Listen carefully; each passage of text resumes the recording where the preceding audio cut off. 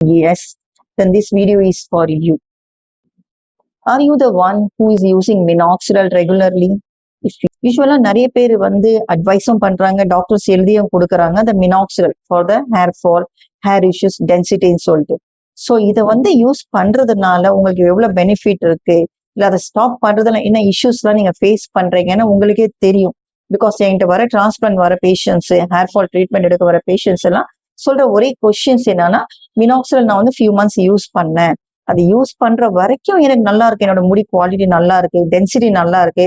But அதை நான் use பண்றது ஸ்டாப் பண்ணிட்டேன்னா I start facing the very severe hair fall.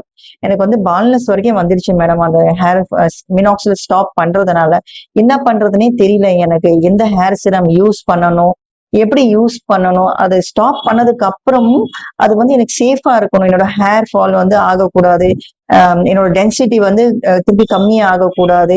அது வந்து ஒரு பர்டிகுலர் டைம் வரைக்கும் தான் நான் யூஸ் பண்ணணும். ஏதாச்சும் நல்ல பெஸ்டான சீரம் சொல்லுங்கன்னு சொல்லிட்டு நிறைய பேர் கேட்கறாங்க. ஸோ இதுக்கு தான் solutions we have brought the best hair serum. இதை உங்களுக்கும் வேணும், இல்ல இதை பத்தி டீட்டெயில்ஸா தெரிஞ்சுக்கணும்னா கீழே கமெண்ட்ல வந்து ஹேர் சீரம்னு போடுங்க. I will reply you. By.